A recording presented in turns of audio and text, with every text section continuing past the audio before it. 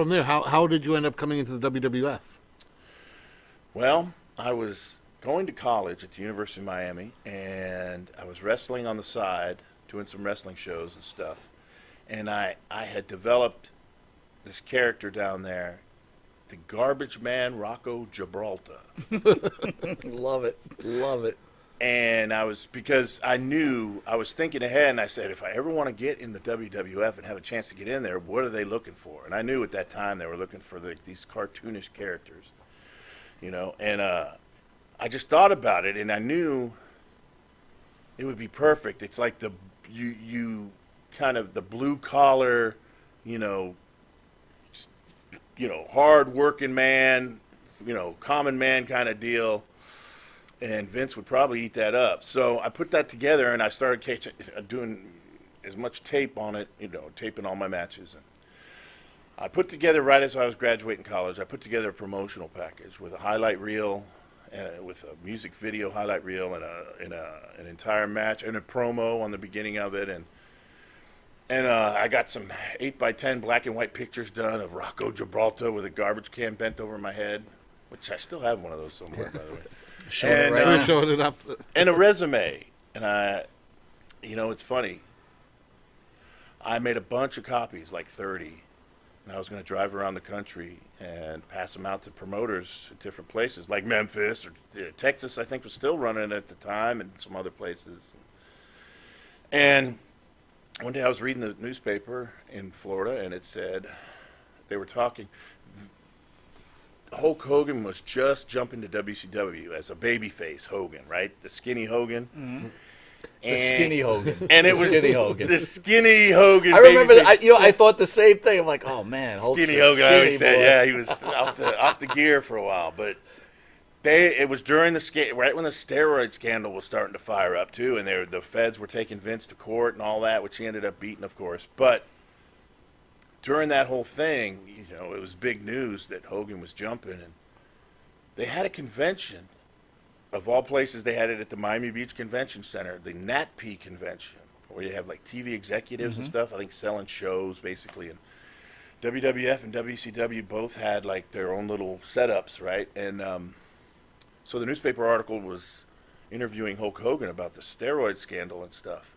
And he had some comments about it and whatever and this, that, And then they said Vince McMahon, who was also in attendance, had no comment.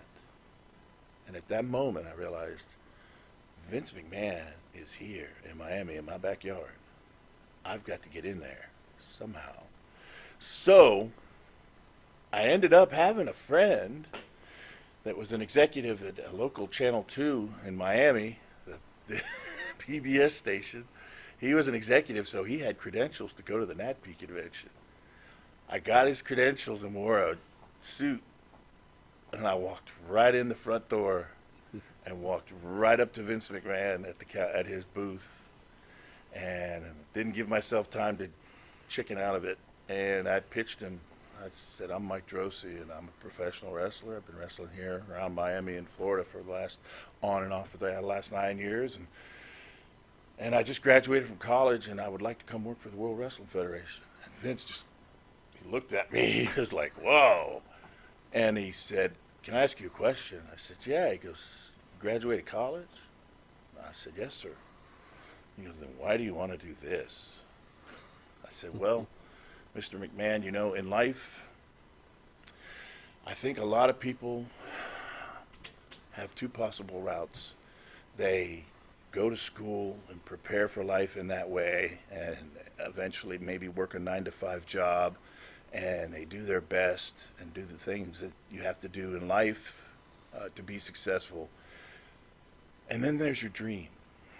And I said, wrestling in the World Wrestling Federation is my dream, and it always has been. And I would like to go after that first before I try anything else.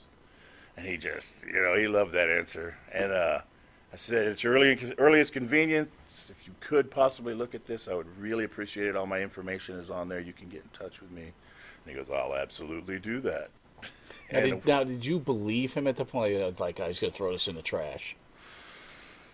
No, I didn't. I think that You know what's interesting is probably 2 weeks before that, they did a house show at the James L. Knight Center, and the agent was George Animal Steel. Mm-hmm.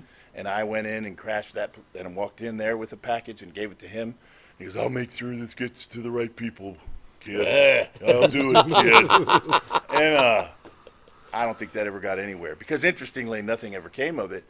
But then when I walked up to Vince and handed it to him 1 week later, J.J. Dillon called. Holy cow. And they said, "We want to bring you up for a tryout." And as soon as I walked in the door at the TV taping, one of the first guys to come walking up was George Animal Steel. "Hey, I told him all about you." "Yeah, sure you did. Sure you did."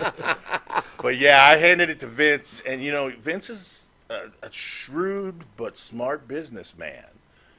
If nothing else, well, he's a lot of other things too. And he's a hell of a promoter. He's probably one of the greatest promoter, arguably, of all time. But if he sees a potential opportunity, you know he had to at least take a look at it, right? So the interesting thing about it is, I think more than just Vince, because Shane McMahon came up to me at the tryout match up in Bethlehem, Pennsylvania, and he walked up. I didn't even know who he was, but he shook. Of course, I was being nice to everybody because I was just happy to be there. Shook his hand and he goes, "Hey, who did your tape?" And I looked at him and I started laughing. I said, "Me and my brother with 2 VCRs and an 8-track recorder." Wow.